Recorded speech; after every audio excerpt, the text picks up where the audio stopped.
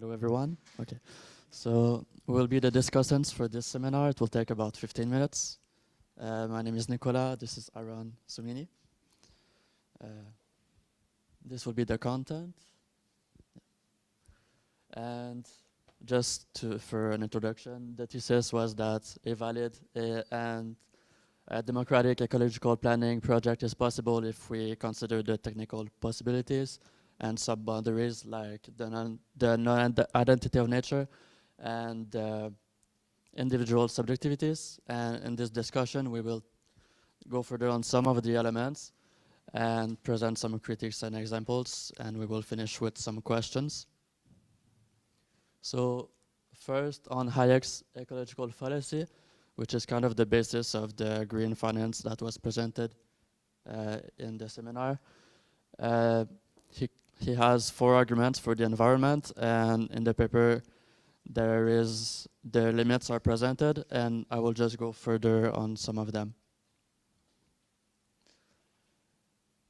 So the first argument is that basically the agents are directed through negative feedbacks on nature, and basically the argument is that the market is enough basically, but it doesn't consider that there is positive feedback loops, for example, self-reinforcing natural disasters, and the second argument is that nature is considered as any form of capital because it can be substituted. The third one is that there's some epistemic ecological optimism where the resources is considered to be basically you have a lot of resources, so it's not a problem, and then you can substitute. But we can see that this statement is kind of risky to have. And the last one is we saw it in the presentation of dispersed knowledge is more effective than centralization, but in a lot of cases it's not really the case because, for example, we were not rational agents. So yeah. Yes. On the second and third argument, basically Hayek says that society will need to anticipate the exhausting resources so that the first and the second argument can work. But he doesn't say how, so you figure that maybe the government will need to intervene. And he says that we will need an act of fate, so that you would be able to substitute natural resources or find new resources. And I find that kind of risky when you see the state of the environment, the situation right now. I'm not sure it worked out in the end, and it's gonna work out. And this is at the basis of like the solo growth model and the critique to the limits to growth report, where like nature can be substituted easily, and in the end, like in neoclassical economics, you don't have a natural component for the factors of production. So the economy can work without resources, but in fact, it's not really the case. I think Hickel, in a paper, he showed that the world GDP to the material footprint was increasing faster than the GDP today. So even though this neoclassical theory can say that you don't need natural resources, in fact, it's not really the case. We do need natural resources. And continuing on this act of fate, you just this is a famous one, is the BECS, so capture, storage, and this is present in a lot of scenarios at the IPCC, but it's kind of unrealistic because if you see on the third point, like you will need 15,000 facilities or something like that, and plantations the size of 2 or 3 times the size of India. I'm not sure where you can find that. And it poses questions to the other planetary boundaries also. Would you respect those boundaries if you do this? And basically these facilities for capturing CO2, they're just capturing some of the CO2, but As we saw in the seminar with the robustness, if you remember, like they're capturing the CO2 and then they are selling these credit quotas. So in fact, I'm not sure it's really working out, and maybe we will need some planning. Okay. I will be talking more on the ecological planning aspect. I want to say we unfortunately couldn't gain access to your book, which goes into a lot more detail, but the working paper, it was a really interesting read, very thought-provoking, very ambitious proposal that covers many different points, and I think my comments will be on some points that weren't necessarily the core of the presentation, but I think are really interesting nonetheless. Although in the theoretical aspect, and especially in your critique of Hayek and market-based conceptualization of nature, you do acknowledge the depth of and complexity of nature. I feel like my impression nonetheless in the practical proposals were that nature is still treated in a sense of a passive object rather than an active agent. So there's a big emphasis on capturing nature and maintaining this permanent stock, albeit always incomplete, with a focus on anthropocentric tools such as human knowledge, governance, and planning structures. And you do acknowledge, as I said, the complexity of nature and how this is limiting planning capabilities. This would continue to my point on how, to what extent ecological planning could actually capture nature to a point where decision making could be consequential. So if you go to the furthest extent on this complexity, you can take on like a critical realist approach with Bhaskar on nature being existing beyond our human discourse and therefore never truly being able to be planned on or controlled. If you go to the next slide, please. So can nature be captured accurately enough for planning for decision making to even be warranted? And with the AI and data-driven capturing of nature, I will critique that it doesn't consider or even mention the problematic ecological strain of data. So 200,000 satellites, for example, and collecting these images and connecting them and analyzing them is a factor that should be considered in this proposal. You acknowledge that it is reductionist and you complement it with local participatory knowledge, which is unfortunately something that wasn't really a point in the presentation that I found really interesting, in accordance with Polanyi and tacit knowledge about how we can't, through the data and through our collection of imagery and everything that we could try to do quantifying nature, it would still need to be complemented with qualitative and local knowledge of those environments.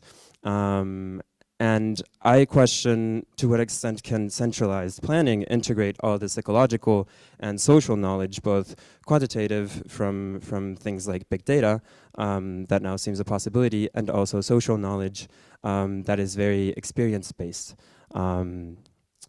Just like Polanyi talks about, which is a critique on centralization and promoting decentralization. And here I would ask if it's a risk of maybe falling into a bit of a top-down technocratic planning. And also I'm really curious, because I felt like reading your proposals on governance and the different post-growth commissions and the layers and the checks and balances, it fits quite in line with Ostrom and polycentric proposals. But you propose you frame it as a central proposal that feeds down and up, and with the federal structure that everything that can go all the way down should go all the way down. So I feel like you don't disagree. I'm wondering if there's a reason. Okay, I would want to see in which ways you would disagree with maybe Ostrom's proposals on environmental resource management and polycentric governance. Next slide. And my last point would be on the extent to which ecological planning could maybe be an opportunity to recouple society with nature and acknowledge coevolution as well. As I was mentioning, it seems more of like a passive object in nature and not necessarily questioning the relation that society has with nature. And here I'm drawing a lot on Norgard and coevolution being the reciprocal and interactive process where two or more systems influence each other's evolution. So it draws from deep ecology with ecosystems being co-equal and also acknowledging their co-evolutionary nature with human economies or human systems. And this would need to be considered, I feel, in planning, in having co-evolutionary planning that is flexible, robust in this acknowledgement, rather than necessarily top-down intervention. Not to say that the governance proposal is truly top-down, but yeah.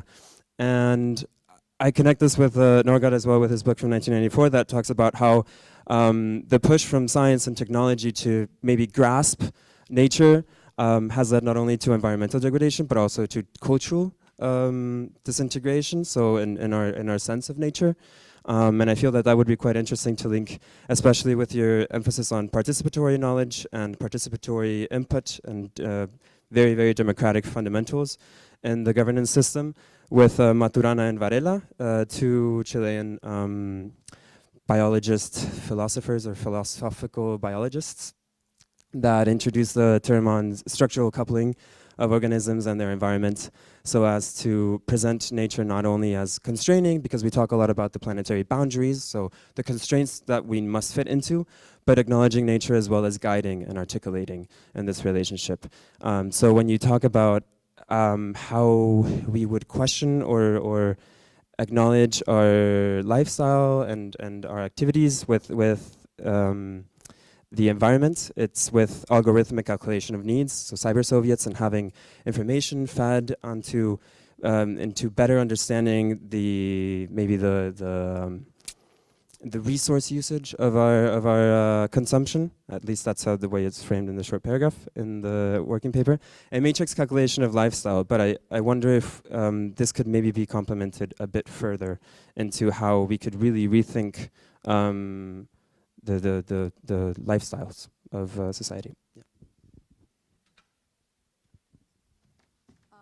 My section also kind of builds on the working paper to explore two aspects within the broader theme of expanding knowledge and agency in ecological planning. The first aspect is a kind of feminist commentary on this paper. Care work and social reproduction play a critical role in sustaining both human and ecological systems, and this includes, of course, community care, child care, and like domestic work, which is often disproportionately performed by women and is often excluded from traditional economic domains and remains unpaid or underpaid. The work of Gibson Graham and McKinnon and co-authors also points out that care in economic planning often tends to be systematically undervalued, and that the gender division of labor is often reinforced by economic policies. And why does this matter for ecological planning is because care work is ultimately deeply intertwined with ecological sustainability, and its undervaluation perpetuates hierarchies and inequalities that limit the potential for sustainable outcomes. And we can think of this kind of in the context of the fact that women in many parts of the world are disproportionately affected by climate change because of their roles in resource management and care. And we also talk a lot about, in the working paper, about the technical and the institutional aspects of ecological planning. But perhaps what may tend to get overlooked is the ethical dimension of economic decision making, and what exactly are the ethical coordinates that we would like to consider. And this can be many things, but some things that McKinnon and colleagues tend to explore is the concept of surviving well, surplus distribution, and the caring for commons. And the second aspect that I want to touch on builds on the concept of capitalocentrism and the limits of knowledge-centric planning. So in the working paper, the argument sort of builds on the premise that Hayekian market-based epistemology is inadequate for addressing ecological crises, and that planning is a necessary counterforce to market failures in environmental governance. And this is a valid critique, and it can be argued that maybe this approach ultimately reproduces potentially a capitalocentric view. And what some authors argue is that most economic discourses operate within what is called a capitalocentric frame, where capitalism is the primary organizing force of economic life, and alternatives are either marginalized or presented as subordinate. And how this applies to this context is in the sense that framing of planning, no matter how democratic, is the primary alternative to markets, and it can then maybe reinforce a binary. And in doing so, overlook kind of the diverse economies that already exist outside this dichotomy. A diverse economies approach highlights that ecological transitions are already taking place through multiple economic modes, many of which neither depend on capitalist markets nor require large-scale centralized planning. And this, of course, at a much smaller scale includes community land trusts and environmental cooperatives, indigenous knowledge systems that sustain biodiversity through place-based governance, and commons-based economic models. The diverse economies perspective also challenges the idea that information and knowledge structures will resolve the planning problem. And this is because ultimately economic transformation is also about power and about agency. And this line of thinking emphasizes the importance of economic subjectivity and the idea that people and communities are not passive recipients of economic knowledge, but active agents who shape economies. And thinking of the economy kind of as a lived reality and not just a system to be planned or managed. And this also opens up a conversation about how economic agency and what it really means to kind of build ecological resilience through participatory and place-based economic networks. And this is kind of where our discussion ends, and we have a couple of questions to open it up. Okay, I can just read them out. The first one is, ecological measures have been postponed because of, for example, of Beck's and neoclassical economists like Nordhaus stating that we could survive easily with some more degrees on Earth. Also recently, Trump removed the US from the Paris Agreement.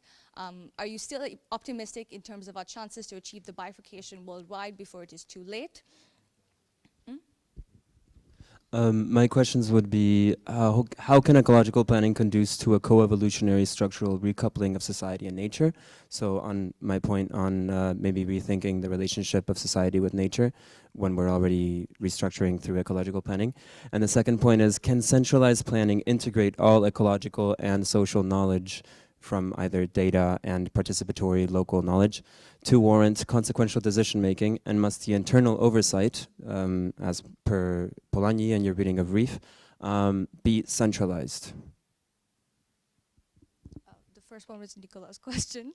And the last question is, how can ecological planning incorporate the ethics of care and recognize the interdependence of ecological and social reproduction?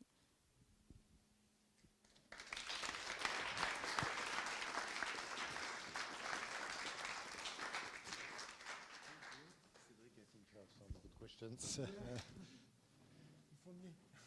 So 5, 6, 10 minutes max. So that No, we can I would take, like 5 minutes because I think I already said what I know. It's difficult to say more.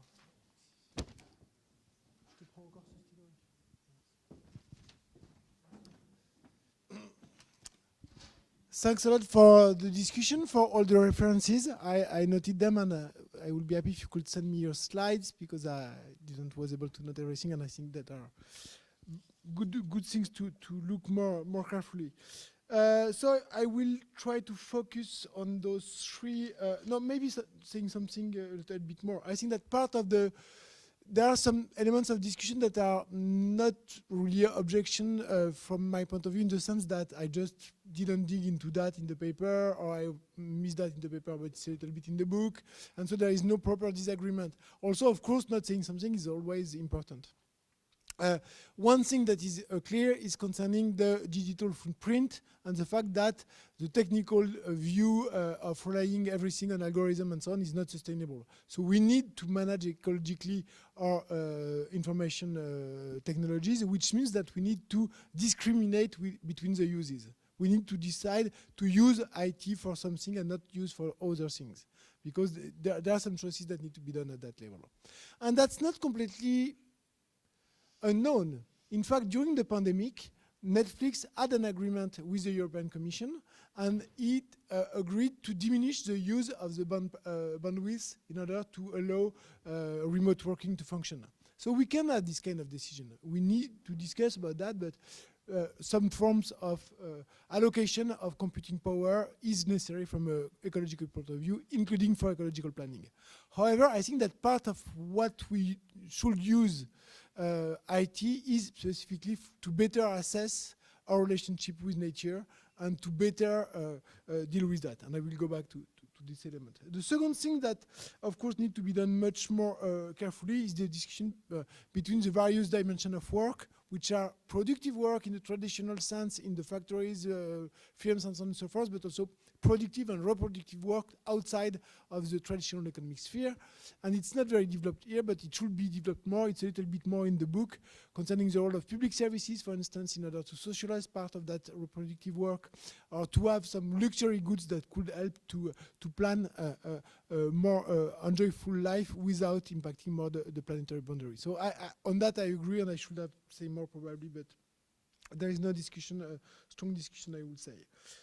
However, there are some discussion on the three questions that you raise. So the first question is about the bifurcation. So it's too late or not too late. So both.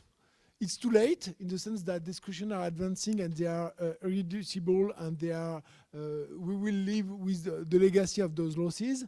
And it's not too late in the sense that human capability to act and society to exist, even if it's an horrible way and so on and so forth, it's far from disappearing. And in fact, the catastrophe is already here, and we need to face it. But the catastrophe is not the end of the world. There are a lot of things between the two, and we are living in this space between the two. So that would be my brief answer to that question. Maybe some of you know the thesis of history of Walter Benjamin. I think it's something very nice to read, to think about what's taking place now. It's an angel that is looking to the past, and the past is the flow of ruins of the defeated, of the destruction. So we are facing that flow of ruins in the past, but we are pushed forward by what's taking place, and we are still here. So that's the case. So the second question, it's a little bit difficult to discuss that very rapidly, but that concerns society and nature, the autonomy of nature, the agency of nature. So I'm on the side of Saito on that point. So that's book 4 of chapter 4 of the book that I presented. So it's the idea that you have autonomy of nature. You have nature exists independently of human beings.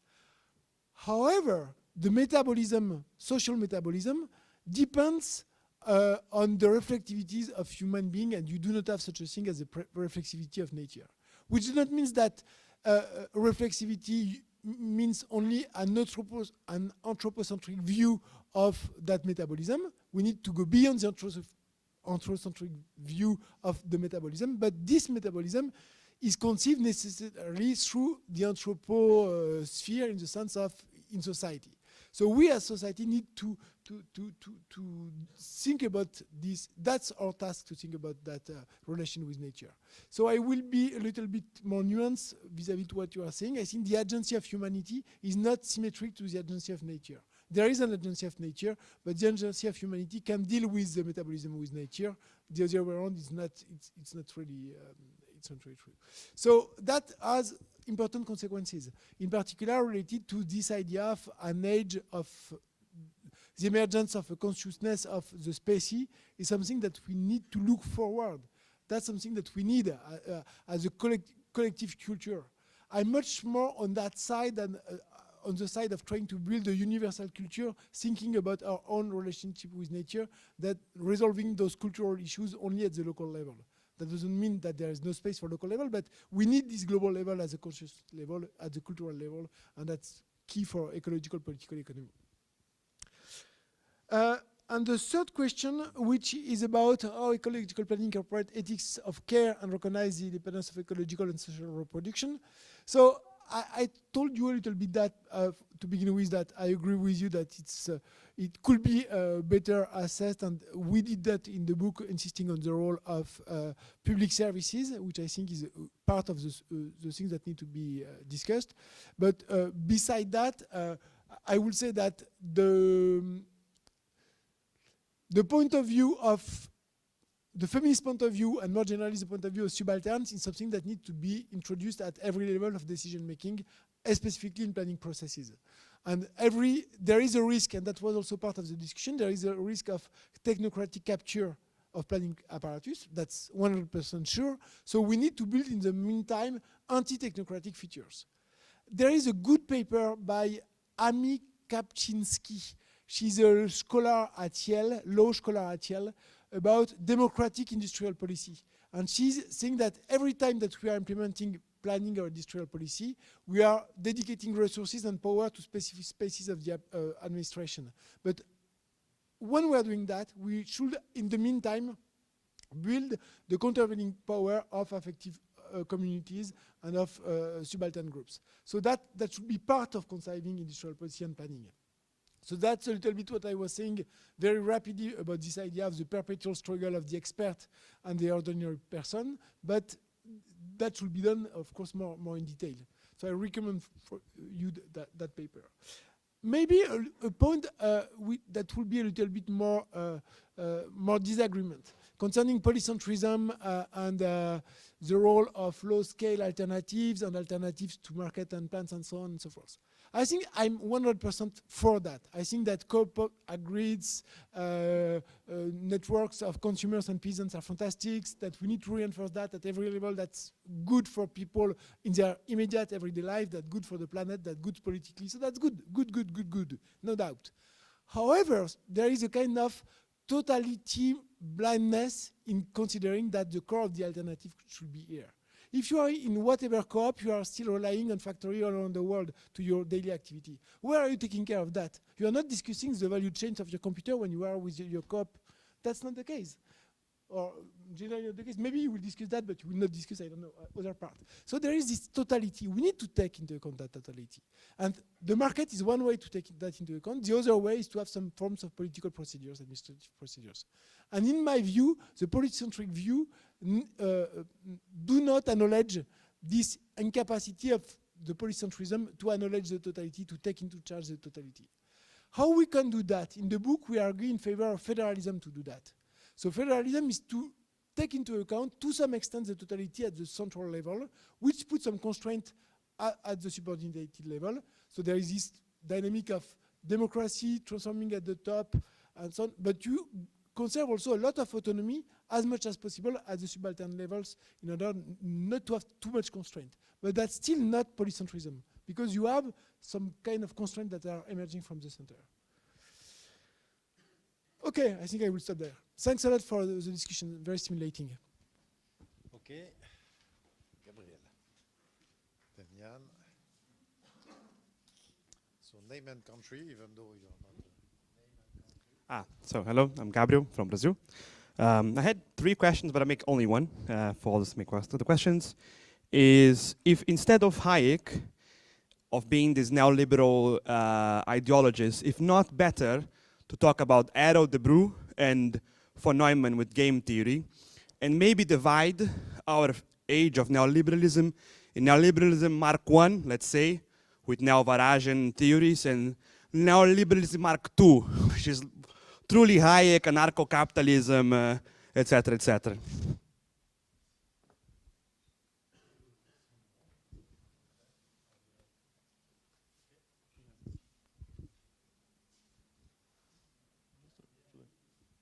I'm Jan from Germany. So my question is related to a bit what you hinted at the conclusion, that like, yes, we need ecological planning, but there should also be like some autonomy at the bottom levels, like some room for like deviation from the plan, for surprise, failure, agencies. And I wanted to ask you how you might concretely imagine this in what you proposed in ecological accounting or socialization of investment, how there can be this leeway that like not everything has to stick to the plan. My questions are somewhat related. First of all, you mentioned how these institutional trajectories of capitalism are leading to the socialization of labor, and in the form of corporate planning and also elements of techno-feudalism. Do you think that these trajectories are already fully developed, or we have to wait until these elements of techno-feudalism are fully developed so that it can lead to a next phase? And the second question is, do you know any research, or have you done any research on how to prevent elite capture, in the sense that how to prevent the exclusion of workers and to prevent interests or vested interests to conflate the planning process.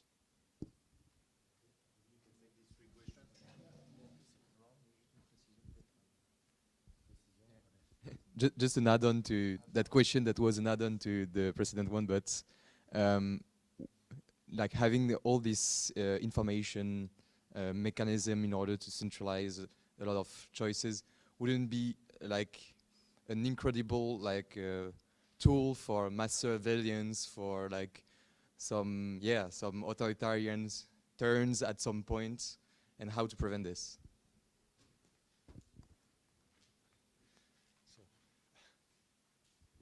Thanks a lot. So I prefer Hayek. Why I prefer Hayek? It's because I think it's going closer to the discussion that I'm interested in. It's the capacity of the price system to organize the knowledge process. I agree that it's better. The formalization of Arrow de Breu, the work of von Neumann are more going to concrete devices that are implemented and are nurturing neoliberalism Mark I. However, I think that Hayek is kind of preparing at a deeper level, epistemological level, the argument in favor of the price system against the political system. So that's the reason why I focus on that. And I think it's an important reason, because defeating Hayek on the issue of knowledge, on saying that in fact we need to centralize political some knowledge because we have no other way to do that, is a crucial way to re-legitimize the argument about planning. But I'm ready to discuss more in detail with you. Maybe there are some pieces that I do not see now. Second question about in fact there are several questions that are going into the same direction. So mass surveillance, the place of workers and the subalterns, the frontiers of planning, the space of autonomy, that's more or less the same question, I would say. And I think that I would frame that in two ways. One first way is that the planning model that I described here is not a total planning. It's not integral planning. In fact, planning is stopping at the level of investment. So at the level of investment, that means that you're planning the kind of activity that you want to develop.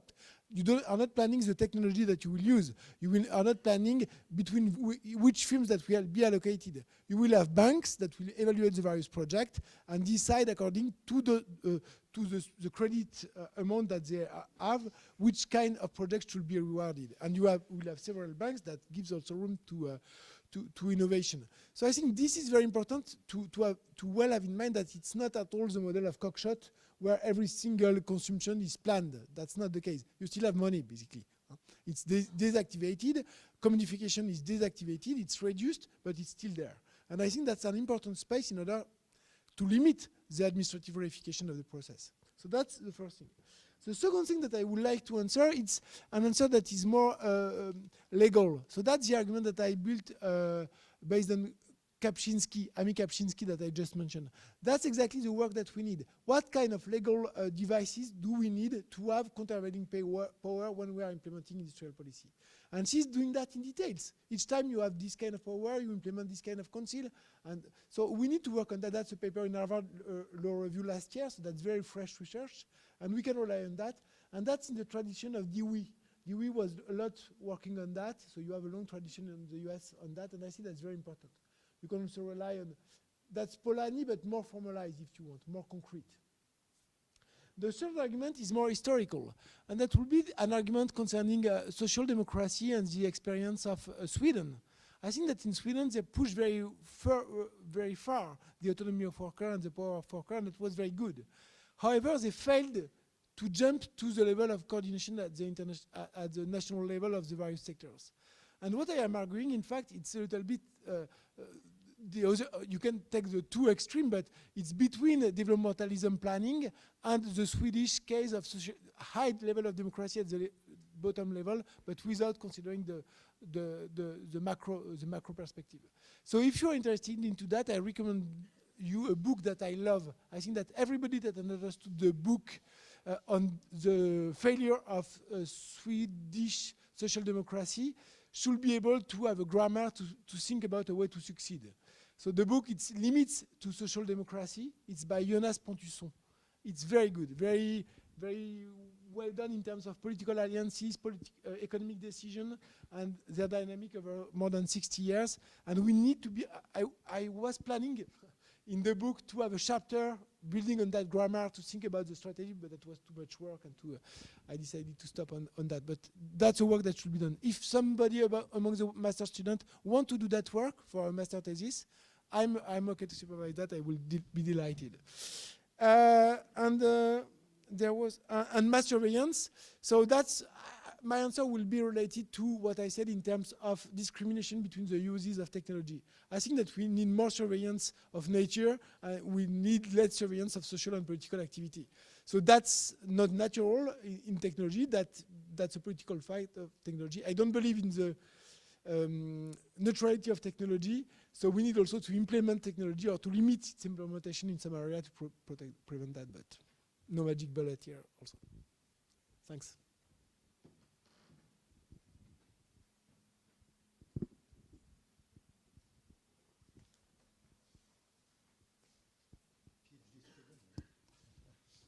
Do I say that? Okay. Hi, I'm Paola from Mexico.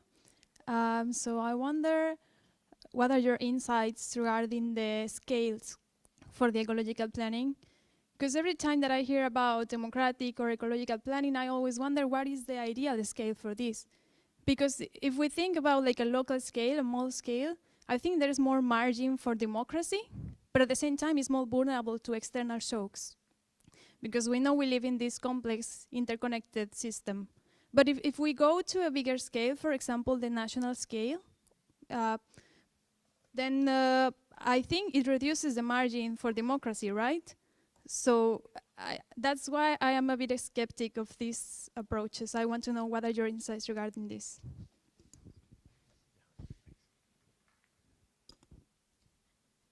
Hi, I'm Domitila from Italy. And my question is quite similar to hers. I would like to ask if you could please develop a bit more on your idea of federalism. And I would like to ask you to elaborate a bit on the idea of federalism applied to a global governance, and also of course considering imbalances between global north and global south, and within classes in different societies in the global north and the global south.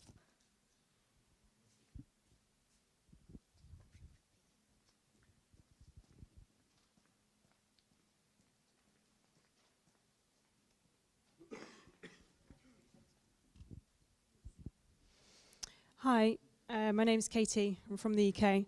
I wanted to just come back to this point you just made on your central idea being around ecological planning to do with the investment function.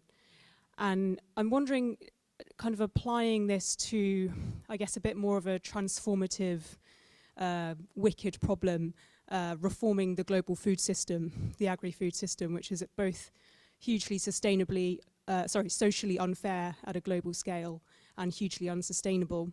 It strikes me that really resolving that is much more than just resolving the supply of finance. A lot of it is to do with institutions, who governs land. There's a lot of power struggles inherent in that.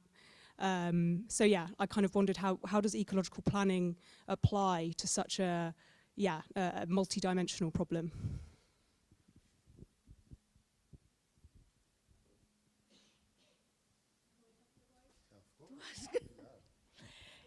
Yeah, thank you, very interesting. Yeah, well, I'm from Spain, but yeah.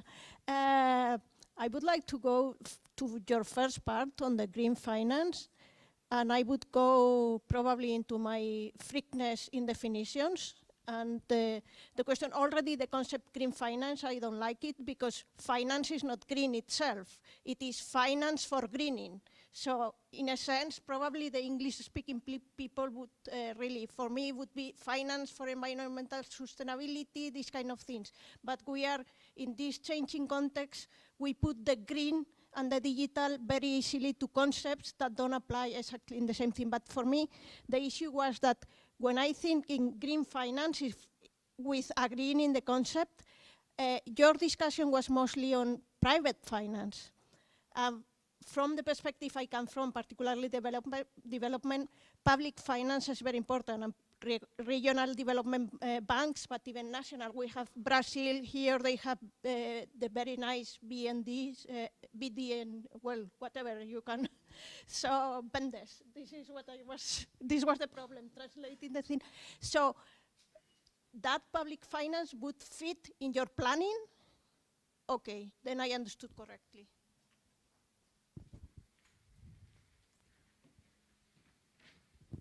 Yes, thank you very much for the clarification on the concept of green finance. You're right, I think it's probably better to say that.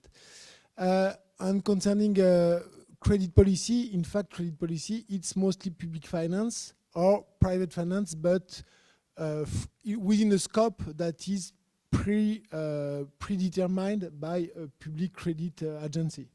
And that's a discussion, of course, that was very much developed in the post-war era. For instance, you had in France these credit amounts that were distributed. But this is also something discussed more recently. For instance, you have the work by Eric Monet, who said that we need at the European level a credit council to allocate credit to various sectors or to various proposals. And that's completely different from the idea of private finance, financial markets that will get the information concerning the ecology and incorporate there in their calculation. So that's two opposite. But I should have stated that better. Thank you very much. Concerning the other question, so concerning the question about food organization of the industry linked to I'm not sure I have specific clue, because I think that's a very relevant topic to plan, but I don't know very well the sector, so I cannot very much dig into that. But what I think is important is that there is an international dimension that is very crucial here. The UK, for instance, I think I had, it was a presentation yesterday, I don't remember. The UK, we know that it's very far from being able to feed itself. So there is an international dimension that is obvious, but the dependence on the UK of food coming from elsewhere is also a vulnerability of elsewhere to the dynamic in the UK. So you have all this international dimension in stabilizing prices in order to stabilize provision, which is in fact is a way to plan. Price policy, that's also another way to discriminate between crucial or essentials, I would say Isabella Weber, and ordinary price, and that's a level that you could develop. But I cannot really dig more into that sector. I'm not an expert. Concerning the two other questions that were mostly about scale, federalism.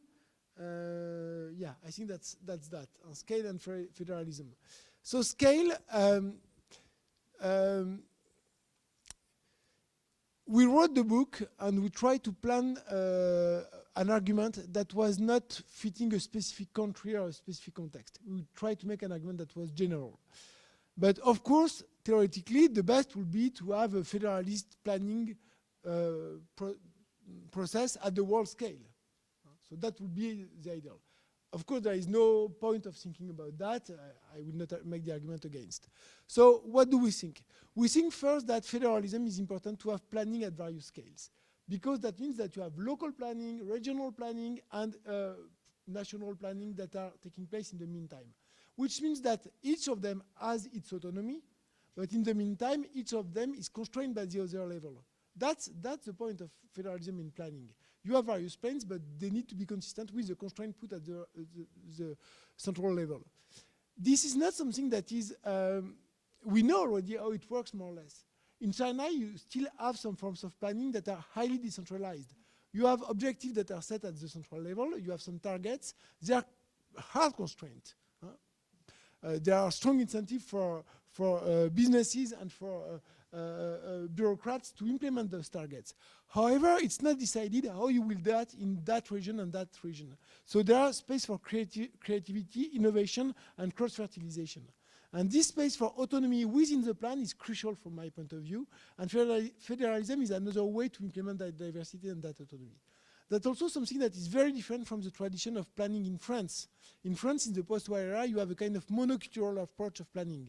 So that was one solution for the whole national territory. So of course, China is much bigger than France. There are scales also that are at stake here. But there is a deeper epistemological argument in favor of federalism from the point of view of knowledge. Because various ways to pursue the same targets is also a way to discover various solutions and to make assessment and to have more diversity and make you more robust. So I think that it's very important, this articulation between scale and federalism. So the other argument about how it could spread, that doesn't make sense to plan in Greenland, for instance. Okay, I think that I get, of course, your argument.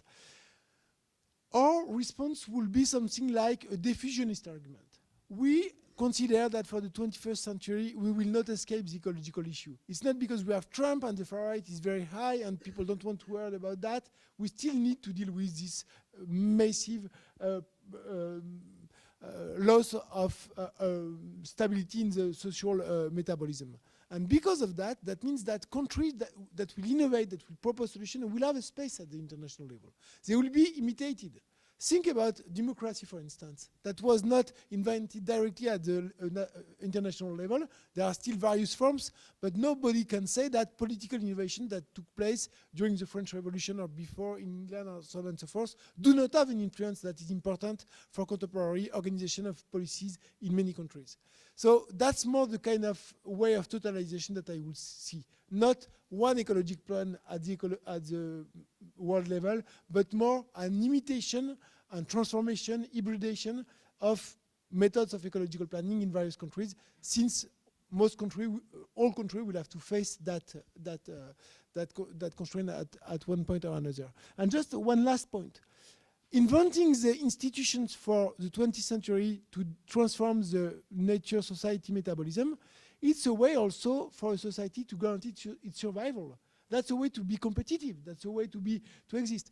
From the economic point of view, China made that bet about electrical cars and so on and so forth. They saw that they will get a higher position by being innovative. That's true at the economic point of view, but that's true also at the political point of view. Inventing institutions, inventing the way to organize stuff is a way to get space in the international world.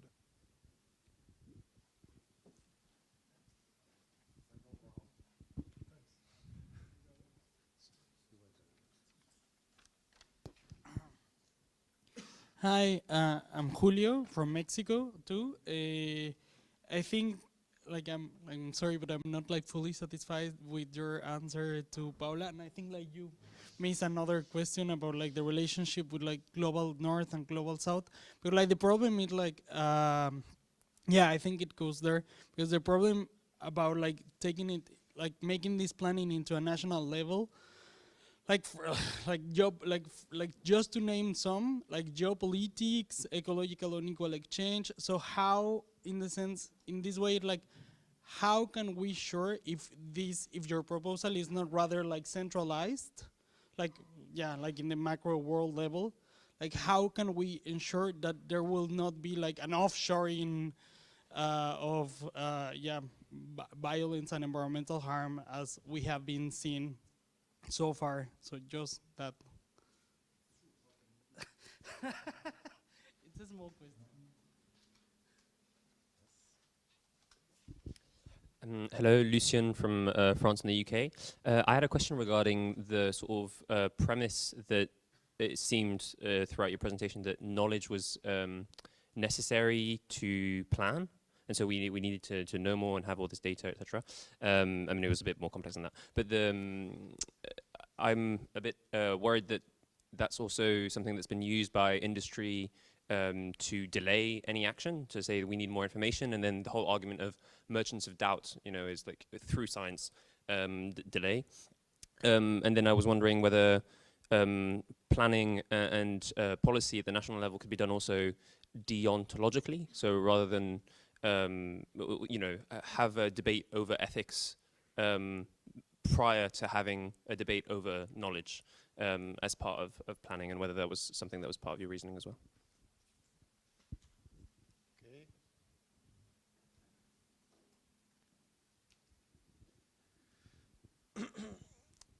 Thanks a lot. So Concerning North and South, part of the discussion that is already taking place concerning how to have sustainable development paths decided in some countries means incorporating the footprint of the country at the global level. So that's you take into account uneven ecological exchange in terms of the imports of your imports, the ecological impact of your imports. So we know more or less how to do that. It's of course not completely satisfactorily, but there are some discussion, even institutionalized already. In France, it's supposed to be done. In the parliament, it's not really done, but there was a law voted in that direction.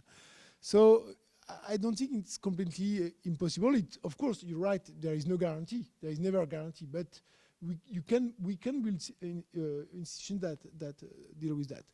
Another argument that I didn't develop about North and South, but I think it's absolutely an argument that is crucial, is that we need to acknowledge the fact that uneven ecological exchange is based on an exchange, on the one hand, of productiveness, basically monopolization of ideas, against natural resource and labor. And a way to rebalance an ecological exchange and also to reduce policing activity in the south is to limit intellectual rents, and in particular intellectual rents related to production processes that are more efficient ecologically. So that's a big argument. There is no point about closing knowledge when you are preventing a large-scale adoption of cleaner technology. So that's also small part of the discussion, but important. Concerning the doubt, the ethics and the doubt on the one hand, the ethics on the other hand. So I do not have strong argument to be made on ethics. I can make a political argument about what and how planning could be advanced and developed and so on.